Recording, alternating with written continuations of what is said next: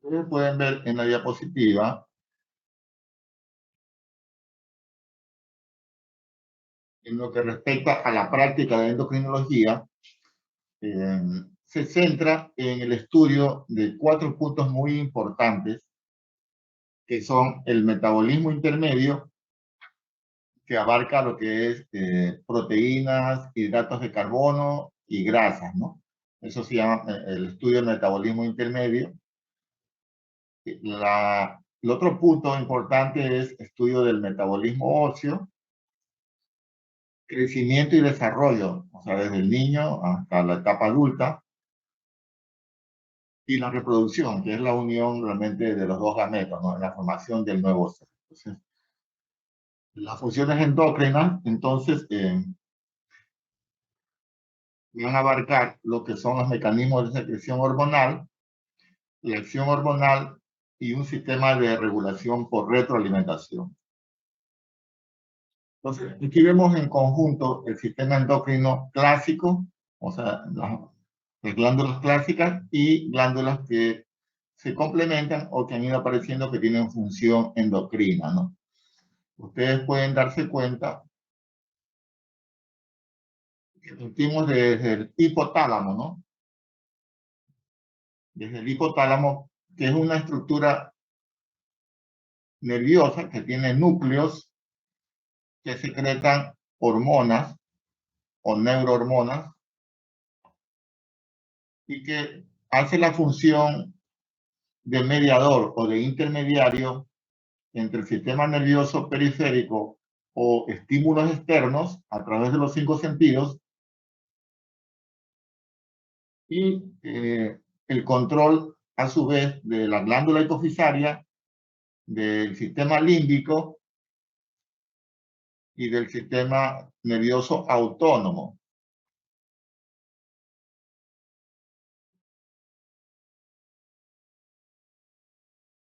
Ustedes saben,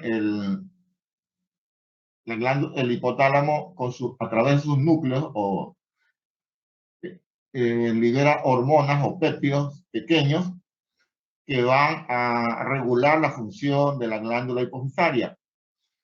También tienen relación con el sistema límbico que tiene que ver con las emociones eh, positivas o negativas y también el sistema nervioso autónomo que regula las vísceras.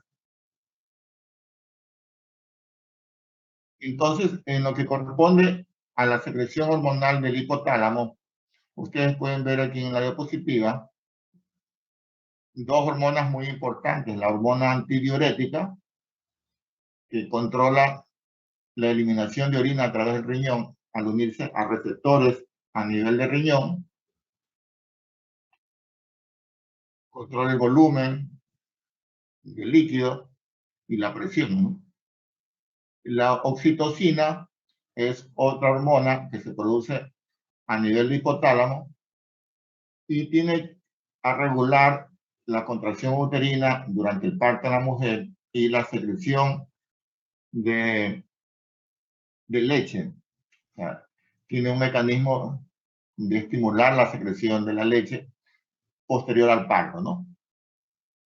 En eso entonces están los factores hormonales o factores liberadores hipotalámicos que actúan sobre la hipófisis. Tenemos ahí los factores liberadores de hormona de crecimiento, de hormonas gonadotropas, también de ACTH, de, de TSH, a través de sus dos hormonas hipotalámicas, CRH y TRH. Tenemos la inhibición de cierta hormona como la prolactina a través del PIF, que es la dopamina, y también otra hormona que es la somatostatina, que inhibe la hormona de crecimiento. Entonces, ustedes ven que estas hormonas actúan sobre las células hipofisarias para regular su secreción. Aquí vemos, por ejemplo, en la glándula tiroides, que se encuentra ubicada delante de la tráquea, ¿no? Y su función es producir una hormona que se llama tiroxina, que es T4, y la calcitonina.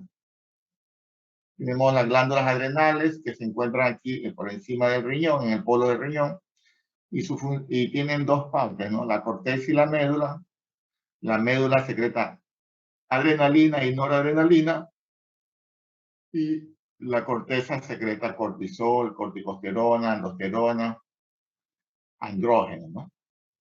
Las gonas, como ustedes bien saben, los ovarios secretan estrógeno y progesterona, y también esta inhibina por acción de las hormonas hipotalámicas e hipofisarias, ¿no?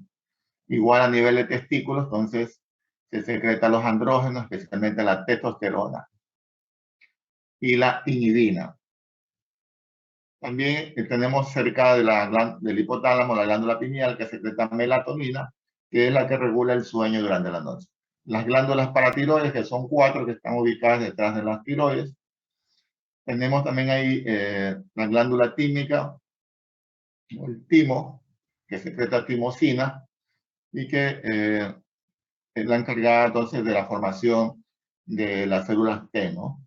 Que tiene que ver con la inmunidad de la persona. El corazón también es una glándula que secreta hormonas, como son los péptidos acriales o péptidos auriculares.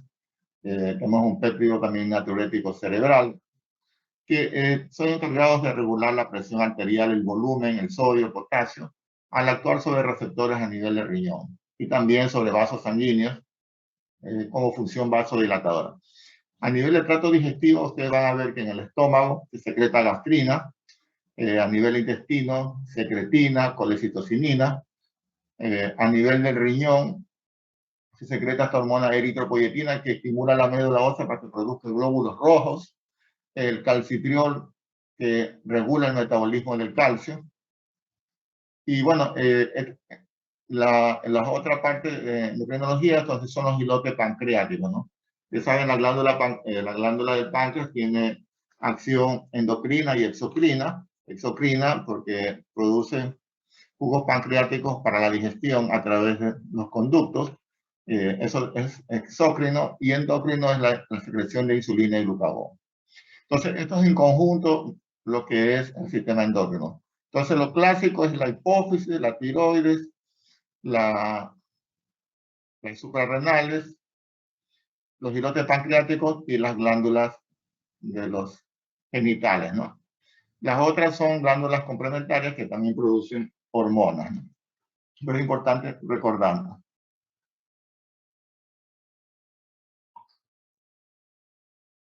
Aquí es para explicar el sistema de péptidos natriuréticos, que tienen acción vasodilatadora, tienen un efecto antiproliferativo y su acción natriurética a nivel de riñón. Ven aquí los péptidos natriuréticos auriculares se unen a receptores en las células endoteliales. Igual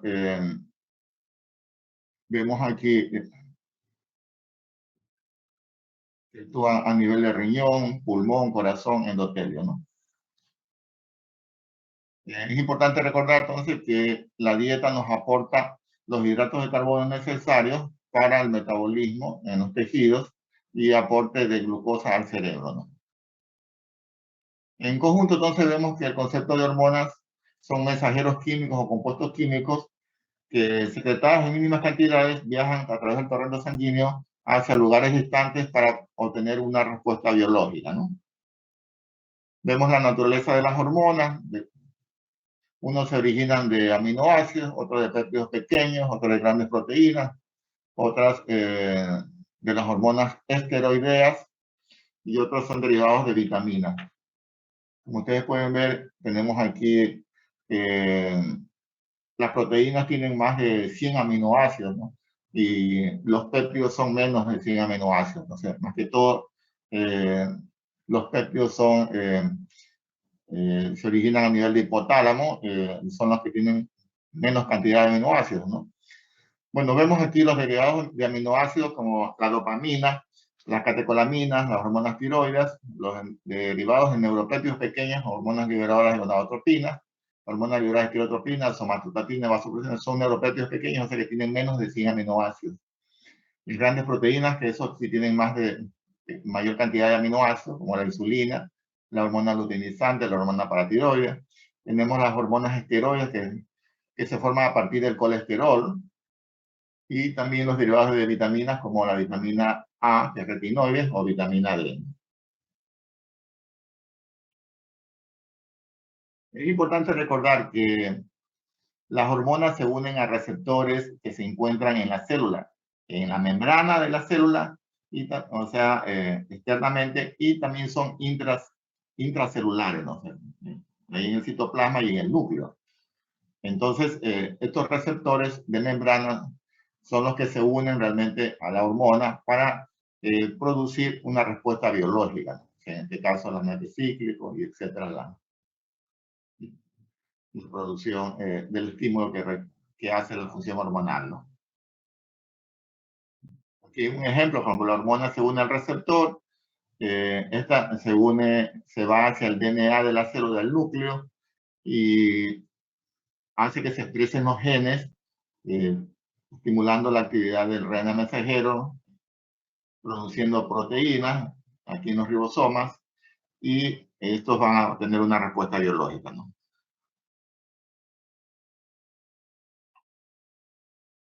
Aquí también vemos receptores hormonales que corresponden a la unión de las hormonas tiroides con el núcleo, ¿no? O sea, se llaman receptores hormonales nucleares, ¿no? Aquí está el proceso de la síntesis de las hormonas peptídicas, como ven, la vía clásica de la expresión de los genes. Los genes se expresan por medio de transcripción, activación del RNA mensajero, formación de proteínas, hay una transformación post-traducción de las proteínas, clasificación intracelular, integración en la membrana eh, o secreción. O sea, hay una reserva de unos gránulos de secreción que se encuentran en la membrana para ser secretados.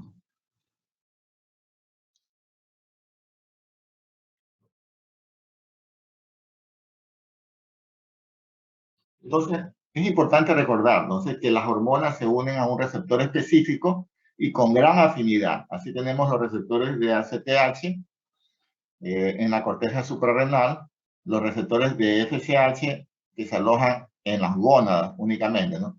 Y lo que corresponde, por ejemplo, a los receptores de insulina y de hormonas tiroides es casi en todo el cuerpo, es muy amplia, ¿no? También es importante recordar que las hormonas eh, están unidas a proteínas, o sea, como se llaman globulinas, como ustedes ven aquí, la E4 y T3 están ligadas a proteínas, y le sirven como reservorio hormonal, ¿no? Aquí tenemos a la albúmina, prealbúmina, que están unidas a la tiroxina. También el cortisol se liga a una globulina, los andrógenos también se unen a globulinas, los factores de crecimiento IGF-1 y 2 también se unen a proteínas. La hormona de crecimiento también se le une a proteínas.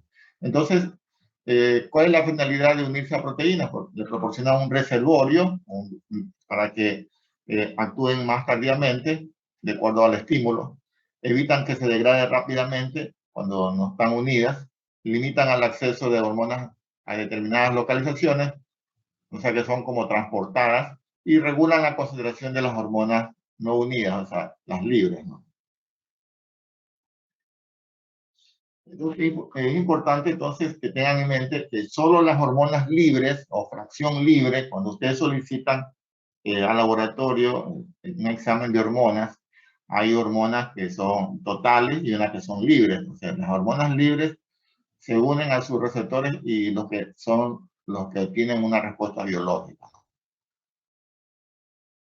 Entonces, vemos dentro de las funciones de las hormonas, como es en el crecimiento del individuo y la diferenciación celular, el mantenimiento del equilibrio de la homeostasis y la reproducción sexual, ¿no? Y van a ver que para el crecimiento de una persona, de un individuo, eh, la formación de hormonas o los factores nutricionales que aportan para el crecimiento se ven alterados cuando hay deficiencia, por ejemplo, de hormonas el individuo no crece, ¿no? Por ejemplo, se queda pequeño por falta de hormona de crecimiento en este caso. Si el paciente tiene una patología como el hipotiroidismo, o sea, no produce hormonas tiroides, también le va a afectar el crecimiento, ¿no? El desarrollo. El síndrome de Cushing, por exceso de cortisol, también le va a afectar el crecimiento de los niños en este caso. La pubertad precoz también va a detener el crecimiento lineal de los huesos, la desnutrición, o sea, el poco aporte nutricional, o otras enfermedades crónicas o anomalías genéticas como Down, síndrome de Turner. Todas estas pueden afectar el crecimiento lineal de un niño, de un adolescente, ¿no? Ahora, el mantenimiento de la homeostasis, o sea, del equilibrio del cuerpo, ustedes van a darse cuenta que las hormonas tiroides participan en el 25% de la regulación del metabolismo basal, ¿no? El cortisol, ven que tiene efectos directos propios y acción permisiva para otras hormonas. La paratormona regula la concentración de calcio y fósforo. La vasopresina, que es la hormona antidiurética, que se produce a nivel de hipotálamo, regula la osmolaridad sérica y tiene acción antidiurética, ¿no? Los mineralcorticoides, que se producen en la corteza suprarrenal, regulan el volumen vascular y la concentración de los electrolitos séricos tales como sodio y potasio. Y vemos que la insulina es regulada por la glucemia en ayuna y postprandial, ¿no? O también puede regular a su vez el nivel de glucosa sanguínea. En lo que respecta a la reproducción, en lo que respecta a la producción, ustedes van a darse cuenta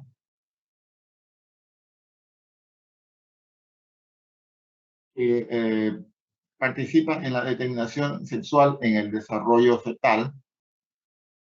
En las distintas fases de reproducción tenemos la determinación sexual en el desarrollo fetal, la maduración sexual durante la pubertad, concepción, embarazo y lactancia, cese de la capacidad reproductora en la menopausia. Entonces, ustedes ven que por efecto de las hormonas gonadotrópicas que se producen a nivel hipotálamo, estas actúan regulando las glándulas hipofisarias para producir estas hormonas que son FSH y LH que ustedes ven aquí. Estas tienen que ver con los ciclos de formación de folículos en la mujer y formación del cuerpo lúteo y la liberación entonces de estrógeno y progesterona a su vez, ¿no? Y su mecanismo entonces de inhibición a través de la inhibina.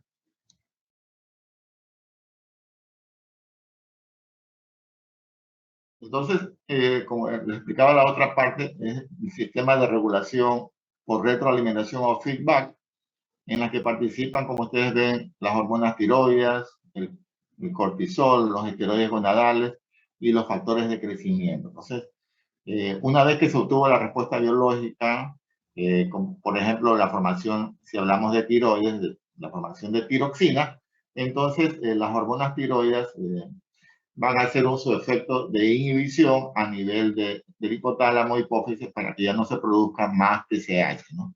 Y asimismo ocurre con las diferentes hormonas como el cortisol, el factor de crecimiento, que tienen un mecanismo inhibidor de la secreción hormonal.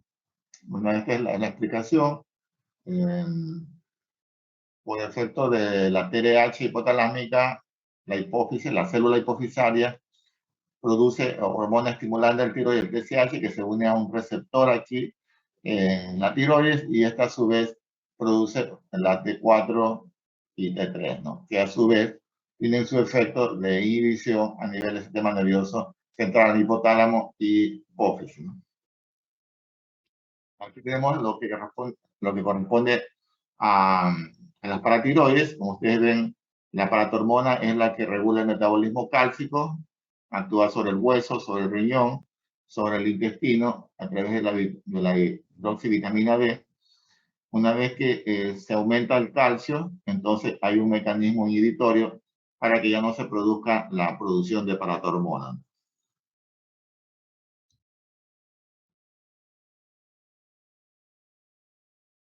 Así mismo, entonces, tenemos los mecanismos de autorregulación negativa y positiva producidos por las hormonas estrógeno y progesterona y la inhibina, ¿no? A la liberación de hormonas gonadotrópicas por el hipotálamo.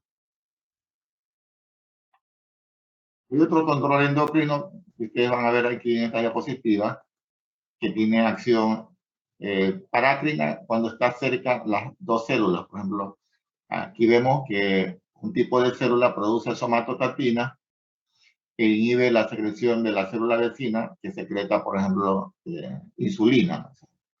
Es una acción parácrina, ¿no? Porque es vecindaria, ¿no? La otra es una regulación autocrina, como ustedes ven, el factor de crecimiento, el IGF-1, va a actuar sobre células que lo fabrican, como condrocitos, epitelio mamario, células gonadales. Actúan sobre las mismas células.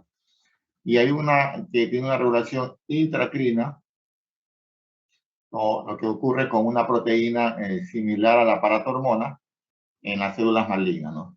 En la cual estimula para la reproducción o aumento de mayor producción de células.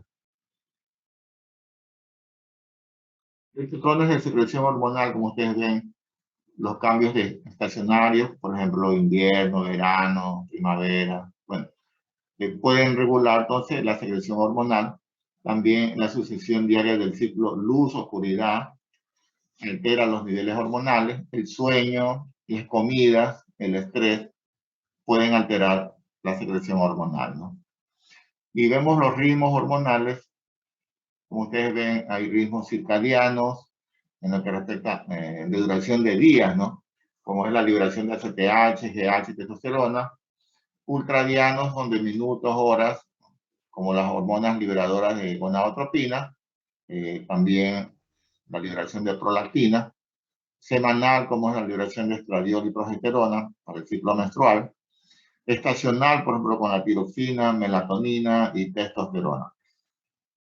Y bueno, también los ritmos hormonales, ya ustedes saben que dependen de las hormonas gonadotrópicas hipotalámicas que liberan FSH y LH. Entonces, ustedes ven que la FSH actúa sobre el periodo de formación de folículos, liberando estrógeno del ovario, y la otra fase luteinizante que está a cargo de la hormona luteinizante, y también tiene su opción sobre el útero, ¿no? O sea, la primera fase es proliferativa, la otra es secretora por acción de la progesterona y la hormona luteinizante, y bueno, sí que hubo la fecundación o la unión del espermatozoide con el óvulo, entonces se prepara el útero para,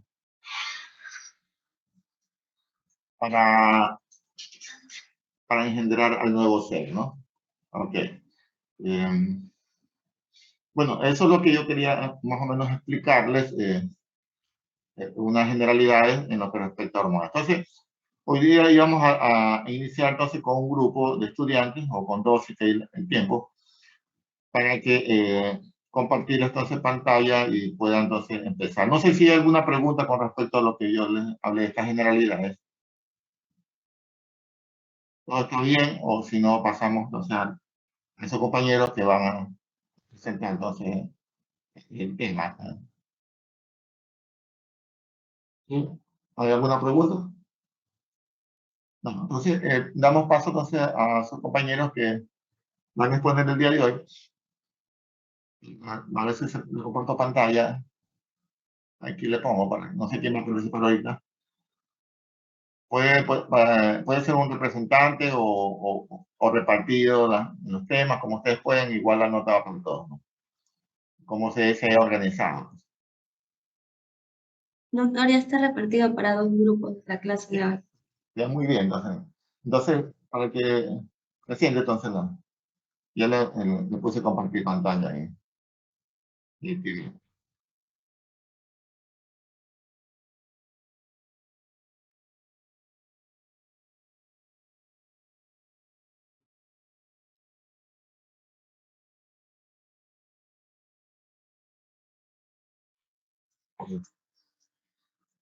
perdón,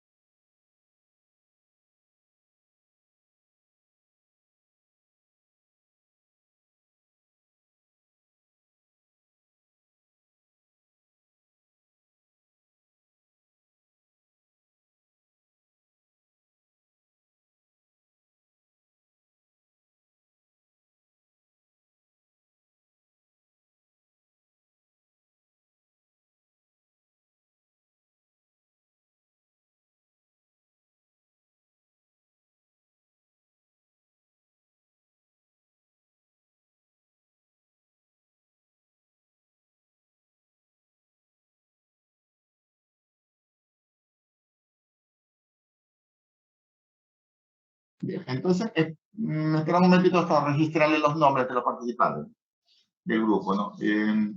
Jessica Galarza Blaser. Sure.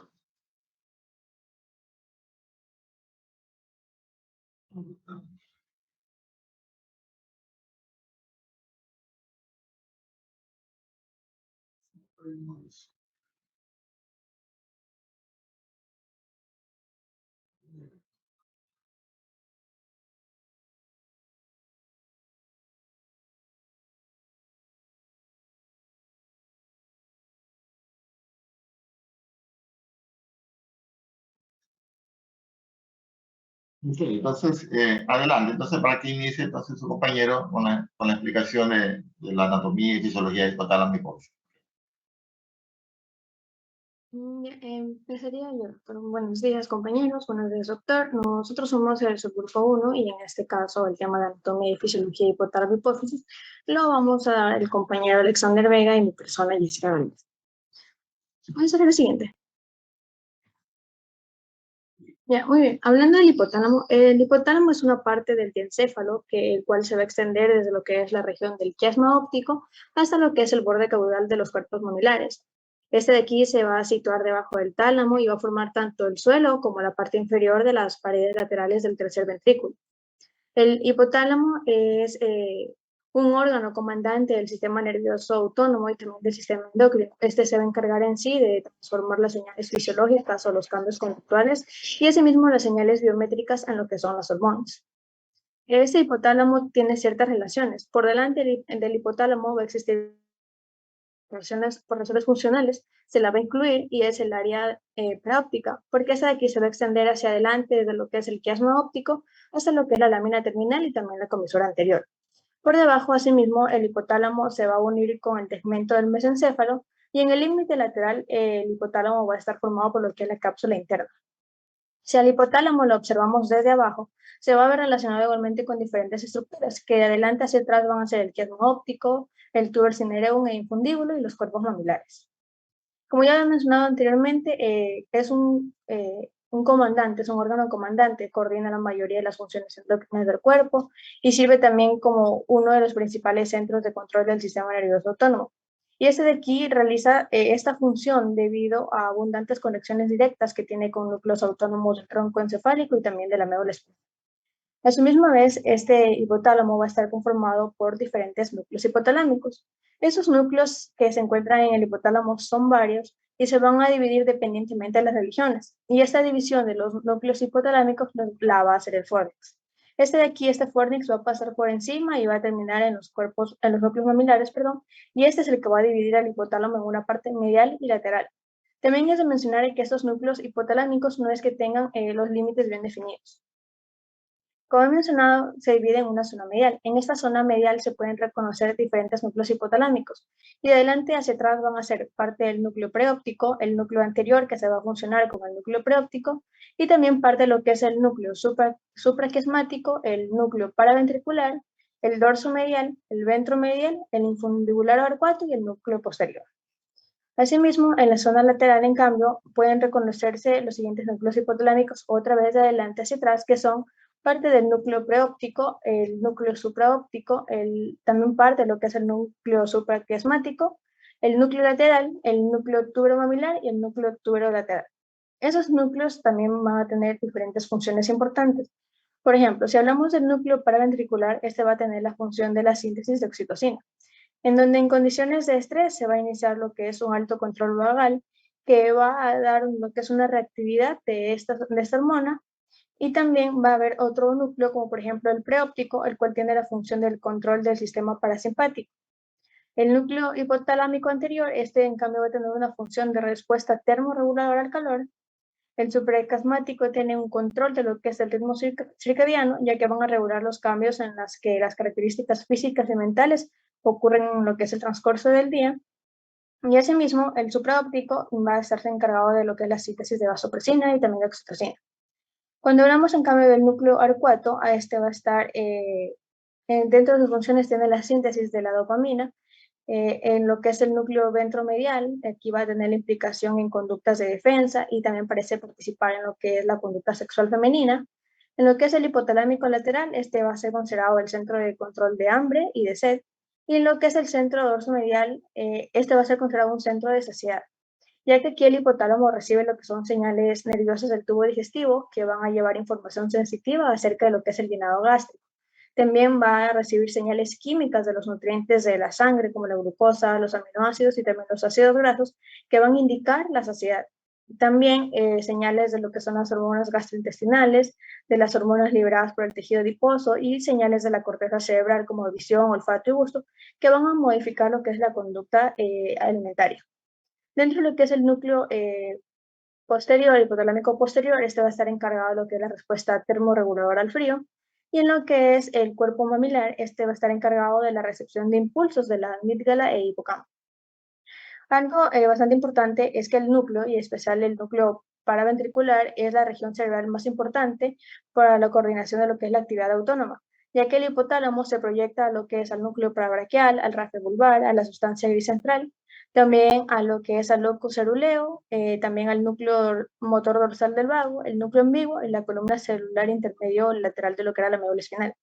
Así pues, el hipotálamo va a iniciar lo que es una respuesta integrada a las necesidades del cuerpo y va a modular lo que es la actividad de las aferencias autónomas, como controlar la función neuroendocrina superficial. ¿Puedes hablar así? Ahora, hablando de la hipófisis, también denominada glándula pituitaria, esta es una glándula endocrina, impar y también es mediana y se va a encontrar ubicada detrás de lo que es el quiasma óptico, debajo del diencéfalo y del piso del tercer ventrículo. Esta de aquí también va a estar alojada en lo que es la fosa hipofisiaria de la silla turca, en lo que es la fosa craneal media. Dentro de algunas generalidades que podemos nombrar de la hipófisis es que esta hipófisis mide en el adulto entre 12 a 15 milímetros en sentido transversal, 8 milímetros de atrás hacia adelante y 6 milímetros en lo que es sentido vertical, y suele pesar unos 0.55 gramos en término medio. Asimismo, a esta hipófisis se le puede denominar hipófisis faríngea. Se la puede diferenciar de la hipófisis faríngea con su nombre de hipófisis cerebral, ya que la hipófisis faríngea va a ser lo que es un tejido glandular adenohipoficiario que va a estar interpuesto en lo que es la mucosa faríngea y también la cara inferior del cuerpo del esfenoides. Y en sí, esta hipófisis faríngea es un remanente del tallo de la bolsa hipoficiaria. En sí se va a encontrar en lo que es el techo de la membrana bucofaríngea. Y anatómicamente y también funcionalmente, la hipófisis se va a componer de lo que son dos lóbulos, uno posterior, denominado también neurohipófisis, y otro anterior o adenohipófisis. Y estos de aquí se van a encontrar separados por la porción intermedia de la adenohipófisis y en cambio se van a encontrar unidos al cerebro mediante el infundíbulo de la neurohipófisis. Hablando de la neurohipófisis, este de aquí es el lóbulo posterior de la hipófisis y este lugar va a ser el lugar de almacenamiento y secreción de hormonas. Aquí va a estar la vasopresina, que se conoce también como hormona antidiurética, y la oxitocina, que se sintetizan en neuronas hipotalámicas. En este lóbulo posterior de la hipófisis es una prolongación anatómica de lo que es el hipotálamo. En sí es con el hipotálamo que forman una unidad. Y este de aquí va a estar formado por lo que son los terminales axónicos de neuronas hipotalámicas, cuyos cuerpos neuronales o somas se sitúan en lo que son los núcleos supraóptico y paraventricular, desde donde los axones atraviesan el tallo hipoficial y van a llegar a este lóbulo posterior. Este lóbulo es de color gris amarillento cuando se realiza un corte y es convexa en todos los sentidos. También contiene lo que es un receso infundibular y va a tener dos porciones. Tiene la porción del infundíbulo y del lóbulo nervioso. El infundíbulo, este de aquí, va a tener lo que es forma de embudo y se va a encontrar unido al tercer ventrículo y es la continuación anterior e inferior de lo que es la eminencia media del tuber cinereum y va a contener lo que es el receso infundibular del tercer ventrículo y a su vez va a estar rodeado por la porción tuberal de la adenohipófisis. En cambio, el lóbulo nervioso va a ser la parte nerviosa, se va a encontrar dilatado y va a ser la continuación del infundíbulo. Y este de aquí va a tener la función de lo que es almacenar las hormonas transportadas por fibras de lo que es el tracto hipotálamo hipoficiario. Puede ser la siguiente. Ahora hablando de la adenohipófisis, esta de aquí va a desempeñar lo que es una función central en la regulación de la función endocrina a través de lo que es la producción y asimismo la liberación de hormonas tróficas. La función de la adenohipófisis y por tanto también la producción de esas hormonas tróficas van a estar bajo una regulación hipotalámica por neuropéptidos hipofisotróficos. Y estos de aquí son liberados en la eminencia media. Y estas hormonas tróficas van a ser producidas por la adenohipófisis para unirse a lo que son receptores específicos en los órganos efectores y así estos a su vez poder producir una respuesta fisiológica que con mayor frecuencia va a incluir la liberación de lo que son hormonas. Este también va a tener diferentes porciones, la porción intermedia, la porción distal y la porción tuberal. Dentro de la porción intermedia, dentro de sus características, podemos mencionar que bien, tiene una base epitelial delgada, es poco desarrollada, se encuentra ubicada en la parte posterior de la hipófisis y contiene lo que es la hendidura hipofisiaria entre lo que es la porción intermedia y distal y se va a encontrar el resto de la bolsa de Rath. También va a tener un estrechamiento adherido a la neurohipófisis. En cambio, la porción distal tiene se encuentra en una porción anterior, tiene una forma abultada, es la parte mayor de lo que es la adenohipófisis, también se encuentra adelante por intermedio de la hendidura hipofisiaria y se encuentra debajo de lo que es la porción tuberal. Esta parte va a encontrarse altamente vascularizado y va a presentar lo que son folículos irregulares que van a estar rodeados por sinusoides. En lo que es la parte tuberal, en cambio va a ser una prolongación superior, va a estar rodeada al infundíbulo nervioso y a lo que es la eminencia media, y arriba de lo que es la porción distal. También se encuentra ricamente vascularizado. Pues, a ver, y lo que viene en cambio a ser la irrigación e inervación, aquí vamos a hablar más bien de lo que es el sistema portohipofisiario, ya que las células adenohipofisiarias se van a encontrar rodeadas de una red de senos capilares que la mayor parte de la sangre va a entrar a estos senos, pero antes de llegar a estos senos va a pasar por otro plexo capilar de lo que es la porción inferior del hipotálamo, en la eminencia media. Entonces, esta red de los senos capilares es conocida como sistema portohipofisiario. Y a la hipófisis le va a llegar sangre por medio de lo que es la arteria hipofisiaria superior, también la arteria hipofisiaria media e inferior. Y todas estas también son ramas de la arteria carótida interna. Entonces, estos vasos van a penetrar lo que es la hipófisis y por medio de capilares van a nutrir a esta estructura. Pero no tienen solo esta función de llevar nutrientes a la hipófisis, sino que también llevan lo que son señales estimuladoras que pueden provenir de otras partes del cuerpo. Y cuando se estimulan las células neuroendocrinas hipotalámicas, las neurohormonas van a ser, por ejemplo, liberadas en lo que es el plexo capilar de la eminencia media. Cuando ya son liberadas en la eminencia media, van a recorrer los vasos portales hipotalámicos hipofisiarios y aquí es donde van a alcanzar las sinusoides que rodean a las células adenohipofisiarias. Entonces, estas células adenohipofisiarias van a responder a las hormonas hipofisótropas y van a aumentar o también pueden reducir lo que es la síntesis y la secreción de las hormonas adenohipofisiarias. Entonces es así que la hipófisis va a liberar sus productos a través nuevamente de las venas hipofisiales y estas van a ir a la circulación general llegando a lo que son sus órganos diana. Y por ejemplo, entre las hormonas liberadoras que van a estimular la producción y la secreción de esas hormonas pueden ser la corticotropina o hormona adrenocorticotropa, la folitropina o la hormona folículo estimulante, la lutropina o la hormona luteinizante, también la tirotropina o hormona estimulante del tiroides y también lo que es la somatotropina o hormona del crecimiento. Y también hay la liberación, por ejemplo, de hormonas inhibidoras que van a frenar la liberación de la melanotropina o la hormona estimulante de los melanocitos y también de la hormona luteotropa, también conocida como lo que es la lactogénica o la prolactina. Y asimismo la inervación de esta adenohipófisis o esta hipófisis va a recibir lo que es inervación simpática y en cambio la neurohipófisis recibe fibras lo que son amiolínicas que van a recorrer el infundíbulo y les van a conectar con lo que es el hipotálamo. Y eso sería toda mi parte. Gracias.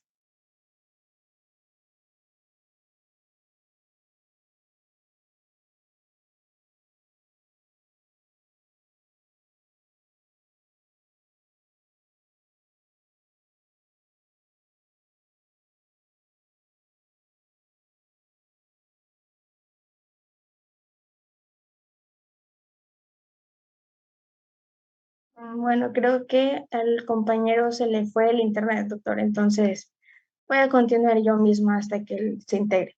Entonces, cuando hablamos de la unidad hipotalámico-hipofisiaria, esta de aquí ¿Qué es? Es una estructura donde van a converger lo que es el sistema nervioso central, que es el hipotálamo, el sistema endocrino, que tiene que ver con la hipófisis, y tiene a su cargo lo que es la regulación general a través de lo que son neurotransmisores, neuromoduladores y también lo que son hormonas. Entonces, también se va a regular por lo que son los efectos de retroalimentación de las hormonas circulantes, también por secreciones autócrinas y también por secreciones parácrinas de la propia hipófisis. Este de aquí, el hipotálamo integra lo que son distintas aferencias, tanto sensitivas como hormonales, y es así que mediante estas aferencias va a conseguir lo que son respuestas coordinadas mediante lo que son eferencias, en cambio motoras, hacia lo que son sitios reguladores clave.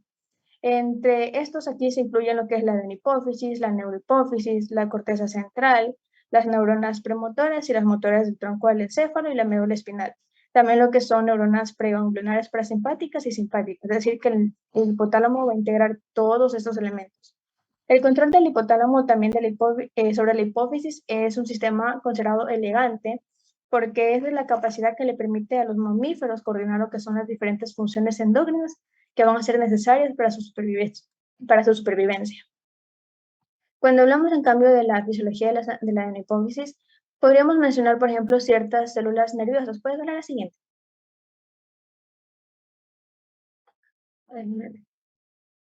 No, la anterior, la anterior.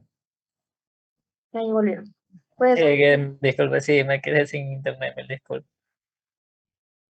Ya, bueno, siguiendo con el tema, vamos a hablar sobre las hormonas liberadoras e inhibidoras hipotalámicas que van a controlar la secreción de la adenohipófisis. Entre ellas vamos a tener la liberadora de tirotropina, que la función de esta va a estimular la secreción de TSH por las células tirótropas. La otra hormona sería liberadora de gonadotropinas, que va a estimular la secreción de la FSH y LH por las células gonadotropas. La tercera es la liberadora de corticotropina, que esta va a estimular la secreción de ACTH por las células corticotropas. Y la liberadora de hormonas de crecimiento, que va a ser una de estas de las más importantes, que va a estimular la secreción de la GH por las células somatotropas. La hormona inhibidora del crecimiento, que va a ser la somatostatina, que va a inhibir la secreción de la GH por las células somatotropas. Y por último, la hormona inhibidora de prolactina, que esta va a inhibir la secreción de prolactina por las células lactótrofas.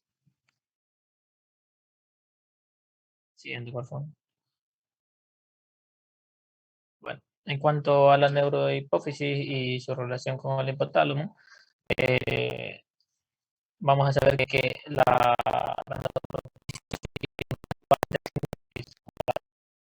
que esta va a secretar células que van a constituir como que una estructura de sostén. En sí, quien va a sintetizar como que estas células, como lo dijo anteriormente la compañera, va a ser de suma importancia, el núcleo paraventricular y el núcleo supraóptico, que van a liberar estas hormonas hacia la neurohipófisis mediante la acción con el tallo encefálico, mediante sus terminaciones. Ya. Las neuronas de los núcleos hipotalámicos y supraópticos para ventricular, como ya he mencionado, se van a sintetizar estos dos péptidos, que va a ser la vasopresina o ADH y la oxitocina. Siguiente, por favor. Ya. En cuanto a la hormona vasopresina, que también llama la hormona antidiurética, se va a producir principalmente en las células nerviosas del núcleo supraóptico, y la oxitocina se va a producir principalmente en el núcleo paraventricular. Siguiente, por favor. Bueno, hablemos un poco de la vasopresina o hormona antidiurética. En cuanto a sus funciones y estímulos, el principal estímulo para su secreción va a ser la disminución del volumen de los líquidos extracelulares o el aumento de la presión coleidosmótica del plasma. En cuanto va a ser vasoconstricción, la redistribución del volumen sanguíneo, va a la estimulación de la reabsorción de agua en los túbulos renales, va a estimular la acción de ACTH y va a tener un proceso de activación en cuanto al aprendizaje y memoria. Siguiente, por favor. Y por último, en cuanto a la oxitocina, el principal estímulo para la secreción de esta hormona va a ser la succión del pezón de la mamá. Los mecanorreceptores van a enviar una información sensorial que alcanza las neuronas del núcleo paraventricular, provocando la liberación de esta hormona. En cuanto a las funciones, vamos a tener que va a estimular la contracción de las células miopiteliales, va a estimular la contracción del miometrio, facilita el olvido de los patrones de conducta, estimula la secreción de prolactina y estimula la secreción de ACTH. También va a disminuir la síntesis de testosterona y va a controlar la contractibilidad de las fibras musculares del tracto genital masculino.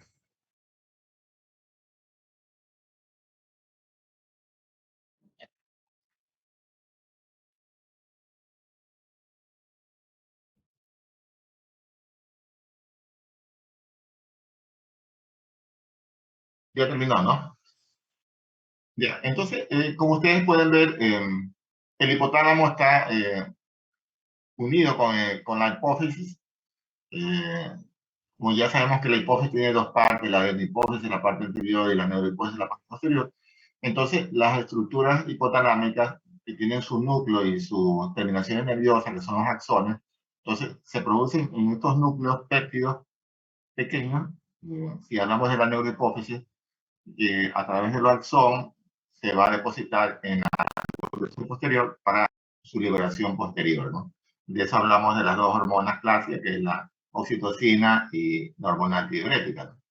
Y ya se explicó muy bien que la oxitocina es una hormona que está relacionada con la contracción uterina y la secreción láctea, y está vinculada con esta parte afectiva que es el amor, ¿no? O sea, oxitocina, relación de amistad, de amor, incluso cuando las parejas se abrazan, se besan, hay liberación de oxitocina, ¿no? Ya, entonces, en lo que respecta a la parte de la neurohipófisis anterior, el axón es muy corto, y entonces el estímulo de los péptidos que se producen en el hipotálamo se conectan a través de un plexo portal, ¿no? Venoso, arterial, capilares, para que se depositan en la parte un poquito más alta, y a través de eso se van a llegar estos péptidos hacia las células hipofisales para producir los diferentes tipos de hormonas, como ustedes ya lo explicaron muy bien. Entonces, esto es importante recordar, ¿no? Que en esto, hablando de la hipófisis, como hay grupos celulares, se pueden producir tumores, ¿no? O sea, tumores, por ejemplo, si hablamos de la enfermedad acromegalia, hay un tumor productor de exceso de hormona de crecimiento que hay que diagnosticar tempranamente para darle una mejor calidad de vida al paciente. Hay tumores que, como ustedes saben, que producen prolactina, se llaman prolactinomas, como su nombre lo dice. Y hay pequeños que son micro cuando la secreción es menos de 200, o macroprolactinomas cuando es más de 200. Entonces, esto también se los puede controlar con terapia medicamentosa. El de la acromegalia, básicamente hay que operar.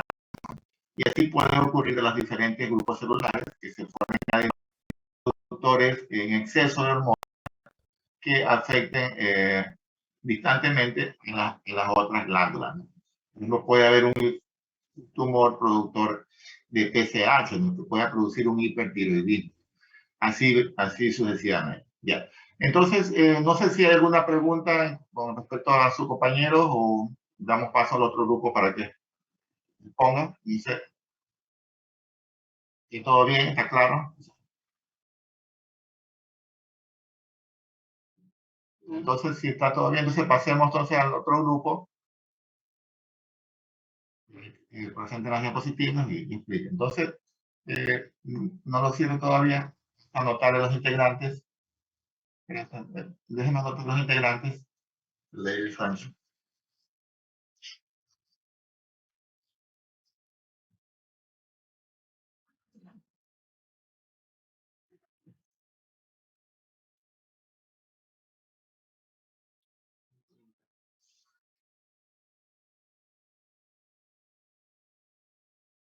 Lady Sánchez, perdón. Mejía.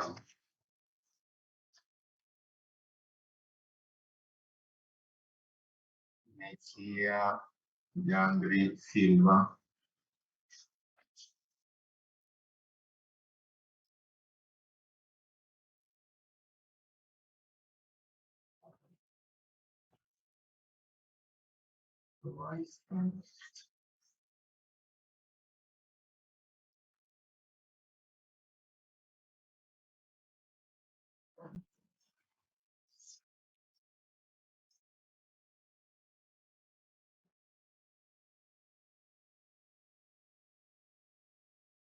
Sí, no.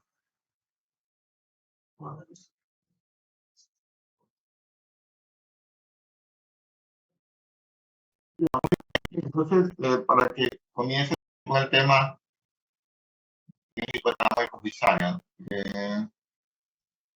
ya, continúa entonces.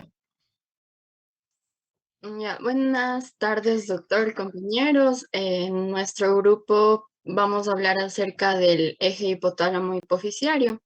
Siguiente.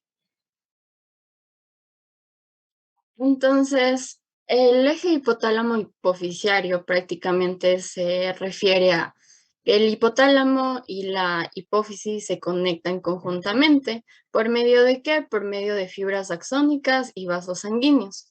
En este caso, el hipotálamo recibe señales nerviosas. Una vez que procesa estas señales nerviosas, van a secretar hormonas. Y estas hormonas, como había mencionado, hay que tener, o como nuestros compañeros mencionaron, ya sobre la hipófisis, entonces, y la estructura, que como mencionaron, tiene un lóbulo anterior y un lóbulo posterior. Y cada uno de estos lóbulos, que son ya sea la adenipófisis y la neurohipófisis, van a secretar diversas hormonas. Ahora, estas hormonas, ¿qué función van a cumplir o cómo actúan? Estos son considerados como mensajeros químicos del organismo y estas hormonas van a ser liberadas mediante el torrente sanguíneo. Además, también estas influyen en casi todas las células, en los órganos, en las diversas funciones del organismo, como ya sea el crecimiento, el desarrollo y la producción y la reproducción. También puede existir una cantidad excesiva o demasiada reducida de cualquier hormona, pero ¿por qué se debe esto o por qué se presenta? Porque obviamente se va a afectar en la concentración de estas hormonas, por medio de que ella puede ser por estrés, por cambios en el equilibrio de los líquidos minerales que existen en la sangre. Y como mencioné, en el caso de la neurohipófisis, esta es el lóbulo posterior de la hipófisis y van a secretar, como se mencionó, dos importantes hormonas, como son la oxitocina y la ADH, también conocida como vasopresina o la hormona antidiurética. Siguiente. Entonces, la ADH, esta, como ya mencioné, esta se va a producir en el hipotálamo y posteriormente va a ser secretada en la neurohipófisis. Su principal órgano diana es el riñón, pero aparte también que actúa el riñón, también va a actuar los vasos sanguíneos y las glándulas sudoríparas de la piel. Como se mencionó también, esta ADH va a tener dos receptores principales, que son el B1 y el B2. ¿Y de qué van a ser responsables de estos dos receptores? Pues van a ser los principales que van a intervenir en las acciones fisiológicas de la vasopresina. Ahora, ¿cuál va a ser la principal acción fisiológica de esta hormona? pues su efecto antidiurético, y por eso es que se le conoce como el nombre de hormona antidiurética. Y como el riñón mencioné que es el órgano diana, ¿por qué? Porque este va a producir un aumento en la permeabilidad de la parte distal de la nefrona por el agua. Y esto va a permitir que el agua se reabsorbe en la sangre y se conserve en el organismo. Y esto como consecuencia se va a producir una disminución en el flujo de la orina. Y por lo contrario, si es que hay una disminución o una ausencia de ADH, entonces se va a expulsar grandes cantidades de orina diluida. Por ejemplo, cuando las personas consumen alcohol, por lo general tienen mucha necesidad de ir o con frecuencia ir al baño. Esto se produce, ¿por qué? Porque hay, digamos, prácticamente un bloqueo de la ADH, o sea, no se va a liberar ADH y por eso es que se produce una necesidad constante de ir al baño cuando, por ejemplo, cuando se toma cerveza. Entre otras, la vasopresina también tiene un efecto vasoconstrictor muy importante en lo que son las hemorragias y las deshidrataciones. Como también se mencionó, actúa también en la homeostasis del agua y de la osmolalidad y también en la regulación de la presión. Y el principal factor regulador de la secreción de ADH es la osmolaridad de los líquidos extracelulares, pero así también existen otros factores que estimulan la liberación de ADH, como son el dolor, la ansiedad, la nicotina y diversos fármacos, como por ejemplo la morfina, y también diversos fármacos tranquilizantes. Siguiente. No, la oxitocina. Ahora, la oxitocina, como estamos hablando de la neurohipófisis, entonces obviamente esta va a estar producida en el hipotálamo y secretada en la neurohipófisis. Entonces aquí en cambio la oxitocina va a tener dos órganos diana, que son la glándula mamaria y el útero, pero a su vez van a tener un tejido diana. En el caso del útero va a ser el miometrio y en el caso de la glándula mamaria el mioepitelio.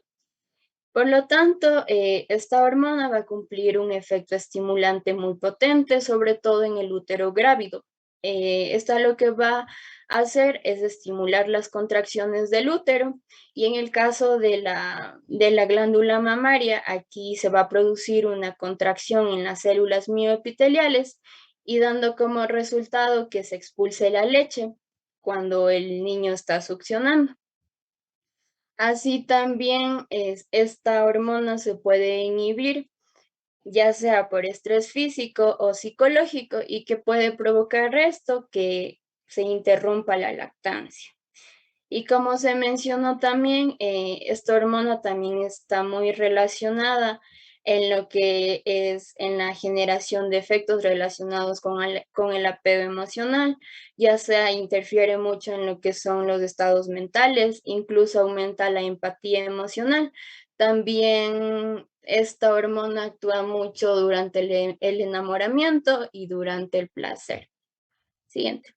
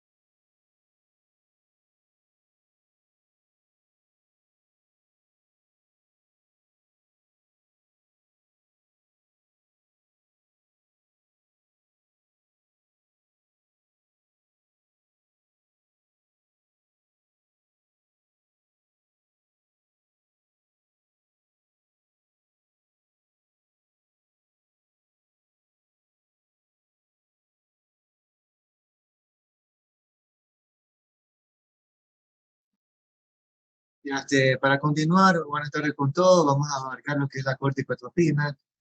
Como sabemos, anatómicamente la hipófisis tiene un lóbulo anterior, también llamada hipófisis.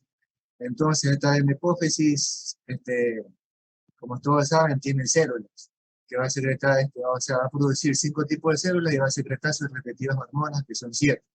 En este caso, vamos a ver la que es la hormona corticotropina, en donde va a ser producida por lo que son las células somatotropas. Sí, ese tipo de células van a secretar lo que son la hormona adrenocorticotropa, que se conoce también como ACTH o corticotropina, que esto de aquí va a estimular a la corteza suprarrenal y va a secretar los glucocorticoides como el cortisol, como ejemplo. Esta CTH, o también llamada hormona adrenocorticotropa, va a controlar lo que es la producción y secreción de cortisol y otros tipos de glucocorticoides en la corteza suprarrenal, respectivamente en la porción externa. Ya esta hormona liberadora de corticotropina que se va a secretar por el hipotálamo, va a estimular la secreción de ACTH en las células corticotróficas.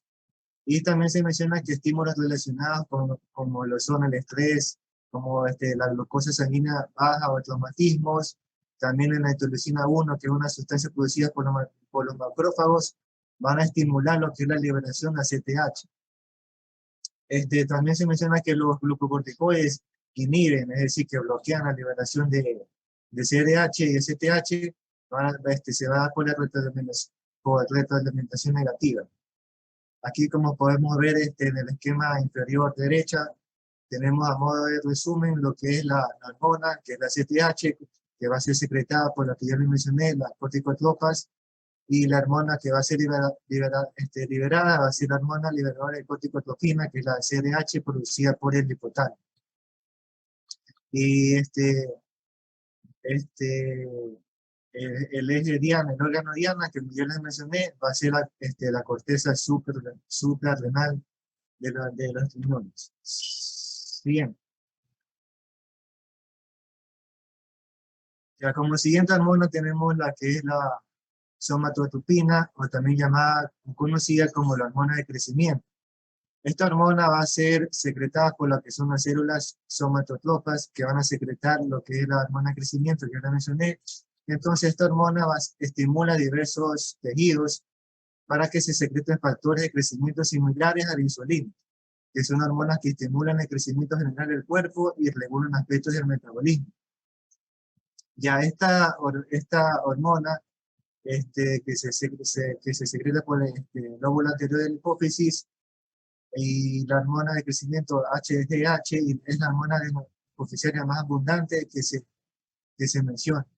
Entonces la función principal de la HGH es promover la síntesis y secreción de las hormonas proteicas pequeñas que se conocen como factores de crecimiento similares a la insulina, que es la IGF, o también conocida como la somatomedinas. Entonces, conociendo esto, en respuesta a la hormona de crecimiento humano, las células del hígado, las células musculares y del cartílago de los huesos y otros tipos de tejidos van a secretar lo que es la IGF, que pueden entrar en el torrente sanguíneo desde el hígado o actuar localmente en otros tipos de tejidos como son las hormonas autócrinas o parácrinas. Ya en este tipo de hormonas también hay que conocer que su actividad secretora va a estar controlada principalmente por los tipos de hormonas hipotalámicas. La primera tenemos que es la hormona liberadora de la hormona de crecimiento, que esta aquí va a promover lo que es la secreción de hormona de crecimiento humano, y el otro tipo de hormona hipotalámica es la hormona inhibidora de la hormona de crecimiento, que este aquí es un regulador fundamental de la secreción de la hormona liberadora de crecimiento y de la hormona inhibidora de la hormona de crecimiento. Esto se da a nivel de la glucosa de torrente sanguíneo. Siguiente. Listo. Continuando con la exposición, yo voy a hablar sobre las gonadotropinas, que estas pues van a ser hormonas que van a ejercer su función principal en lo que son las gónadas, es decir, en los ovarios y en los testículos, ¿no? Estas se van a sintetizar en la hipófisis en respuesta a lo que es la hormona liberadora de gonadotropinas. Vamos a empezar hablando sobre la FSH. Esta, pues, su función principal es regular el ciclo reproductivo en ambos sexos. En el caso de hombres, pues, estimula la producción de espermatogénesis. En el caso de mujer, pues, estimula el desarrollo de los folículos ováricos. Hablando un poquito más específico, en el caso de la mujer, esta pues va a intervenir en todo lo que es la regulación del ciclo menstrual y por eso pues es muy importante que los niveles pues no se vean alterados para que la mujer pues no sufra irregularidades, ¿no? Cuando se da todo lo que es el proceso de esta FSH, también se inicia lo que es la síntesis y la secreción de otra hormona, que es la estradiol, como podemos ver ahí, la cual pues tiene una función que va a actuar o va a regular de manera inversa, es decir, esta actúa sobre la hipófisis y bloquea la producción de FSH. Vemos que los valores normales en el caso de la mujer, en lo que es el día 3 del ciclo menstrual, esta se va a situar entre de 3 a 9 miliunidades internacionales sobre mililitros. En este caso vamos a tener alteraciones cuando este nivel pues, está fuera del rango. En el caso de tener una FSH baja, vamos a tener pérdida de peso, anorexia, hipogonadismo. En el caso de tener una FSH alta, pues va a causar menopausia, síndrome de Turner, tumores en la hipófisis. Hablando un poco más específico en lo que es el hombre, esta hormona FSH pues va a actuar sobre las células de Sertoli que se encuentran dentro de estos, como vemos ahí, dentro de los túbulos seminíferos del testículo. Pero esta producción espermática pues también tiene un sistema regulatorio inverso que va a estar mediado, como vemos ahí en rojo, esta hormona inhibina. Esta también envía la señal a la hipófisis para que se bloquee esta síntesis de FSH. El valor de referencia que tenemos en el caso de los hombres se sitúa entre 1 a 12 miliunidades internacionales por mililitro. Y asimismo, si está fuera de este rango, en una FSH baja, vamos a tener hipogonadismo, hiperprolactemia. En el caso de tener niveles altos, vamos a tener tumores en la hipófisis, síndrome de Klinefelter. La siguiente, por favor. También tenemos la LH, la luteinizante. En este caso, pues, esta hormona tiene la función de regular también el sistema reproductivo y endocrino del sexo, una vez que se alcanza la pubertad, ¿no? En el caso de hombres, esta pues estimula la producción de hormonas esteroides en el testículo, como es la testosterona. En el caso de la mujer, esta estimula la producción de andrógenos en los ovarios, ¿no? Esta hormona pues también va a ser responsable de desencadenar la ovulación a mitad del ciclo menstrual. Siendo un poquito más específicos en esto, una vez que se inicia el ciclo menstrual, ¿no? Esta hormona se va a encontrar en niveles basales, pero a medida que aumentan estos niveles de estrógenos para el desarrollo de los folículos ováricos, y por los receptores de esta LH se va a comenzar a expresar en las células. Y finalmente, pues cuando ya se ha desarrollado un folículo llamado folículo de Graf, cuando ya se encuentra listo para madurar, vemos que los estrógenos van a estar muy elevados. Entonces aquí se comienza a dar una liberación continua de LH, pero esta liberación solo va a tener un periodo de 24 a 48 horas. Esto lo vamos a llamar, a este aumento se lo va a conocer como pico de la LH, que en este caso es donde se produce lo que es la ovulación. Tenemos también aquí los valores normales, que en el caso de la mujer, también asimismo en el tercer día del ciclo menstrual, va a tener un valor de 2 a 10 mil unidades internacionales por mililitro, y asimismo cuando está fuera de este rango, cuando es una LH baja, vamos a tener hipogonadismo, desorden alimenticio. Cuando esta LH está alta, puede existir una menopausia precoz, síndrome de ovarios poliquísticos o tumor en la hipófisis. En el caso de hombres, pues está la esteroidogénesis, tiene lugar en las células Leydig de los testículos, como podemos observar ahí, y gracias a esta acción de esta LSH, que es estas células que sintetizan a la testosterona, que es la hormona encargada de la estimulación de los espermatozoides en los túbulos seminíferos, ¿no? Sí, los valores normales que podemos observar ahí también en hombres es de 1 a 9 miliunidades internacionales por mililitro. Y asimismo, cuando está bajo puede haber un hipogonadismo, cuando está alto puede haber insuficiencia testicular o síndrome de Klinge. La siguiente, por favor. Gracias.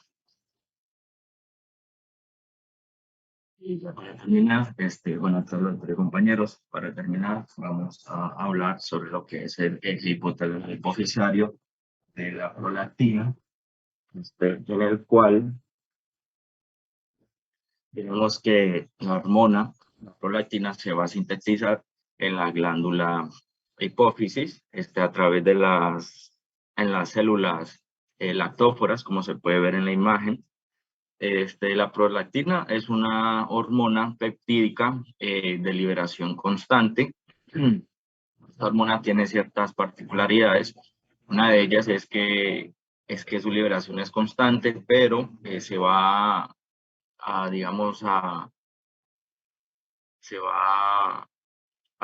tiene una característica que comparte con el ritmo circadiano. ¿Qué quiere decir esto?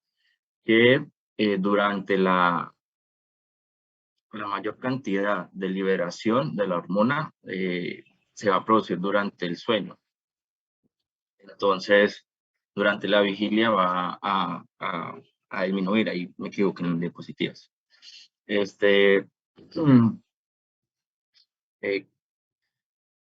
Al estar constantemente en una síntesis, tiene que existir un eje que lo controle. Tenemos que el principal estímulo inhibidor lo va a hacer el hipotálamo, pero así como la inhibe, también puede estimular su secreción. Otro de los estímulos inhibidores se habla de la dopamina. La dopamina, en algunos casos también se la conoce como, algunas literaturas la mencionan como la hormona inhibitoria de la prolactina, aunque no se sabe a ciencia cierta todavía si es que la dopamina es esta misma hormona o es una hormona diferente. En cuanto a los estímulos liberadores, vamos a tener que la hormona liberadora de tirotropina, a pesar de que va a ser un estímulo para la liberación de la prolactina, no va a compartir ninguna otra función, aparte de las que ya han mencionado mis compañeros.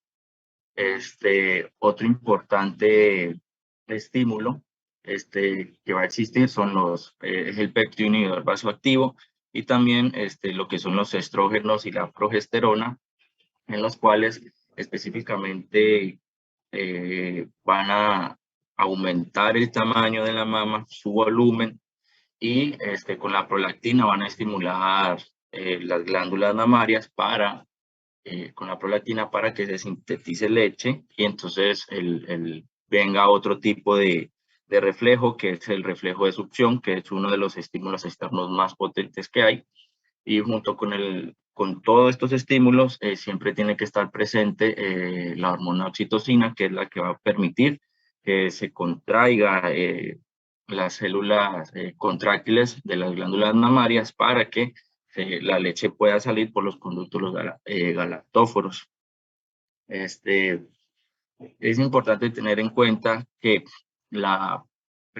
el principal sitio de acción de la hormona es la glándula mamaria, pero su principal función es la síntesis de leche, generalmente en el sexo femenino. En cuanto al estrógeno y la progesterona, estos no van a ayudar a la síntesis de leche, como lo mencioné, solo que van a preparar a la mama para este proceso.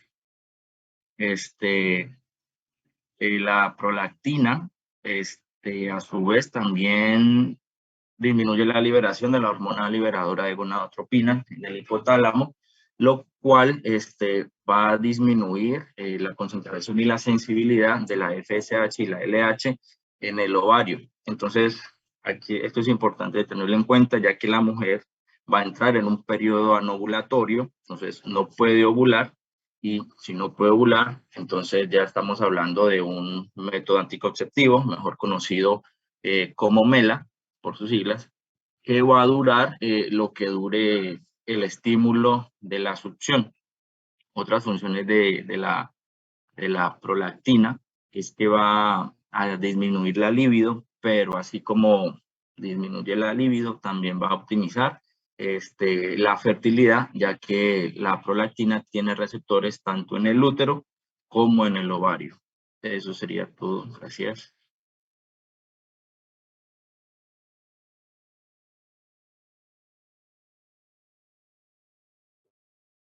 Ok, entonces, muy bien, felicitaciones entonces por la magnífica exposición, ponencia de ustedes.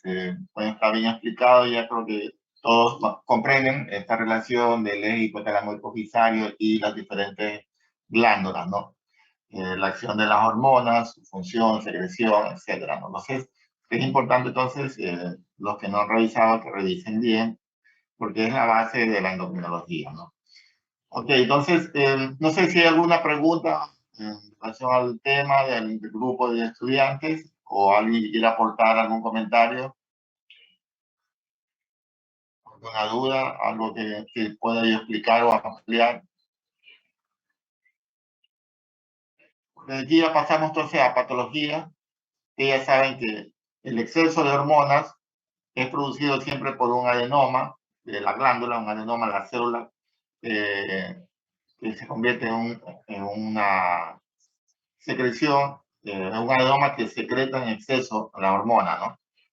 Por ejemplo, si hablamos de los prolactinomas, pues es un tumor que produce exceso de prolactina, pero a medida que el tumor crece, entonces hay mayor cantidad de prolactinas. Esos excesos, entonces se los corrige mediante medicación. En este caso, más adelante que vamos a hablar ya de hiperprolactinemia o prolactinoma. Entonces, un medicamento clave es la cabergolina, ¿no? Que frena, entonces, es un agonista de la dopamina, de la hormona que le inhibe la prolactina. Entonces, va a frenar, incluso el tumor va a reducirse e incluso a desaparecer con la terapia con cabergolina. Lo mismo con la hormona de crecimiento. Si en supuesto caso, lo ideal para la hormona de crecimiento, el tumor productor de hormona de crecimiento, es la operación, sacar ese tumor productor de hormona de crecimiento, ¿no? Si no se puede, bueno, tenemos medidas que ayudan, como el uso de la somatotapina, que es el octreotide. Eso va a ayudar a inhibir la secreción de hormona de crecimiento, pero a veces no es suficiente y requiere obligadamente la aceptación. Entonces, las próximas clases vamos a ver ya patología, puede ser los síndromes poliúricos, acromegalia, no sé cómo le repartieron los temas, pero bueno, vamos a ver un poco más de patología de tiroides, ¿no? De patologías hormonales, ¿no? Ya, entonces, voy a pasar a tomar la lista. Milena Aguaiza. Presente, buenas tardes. Buenas tardes,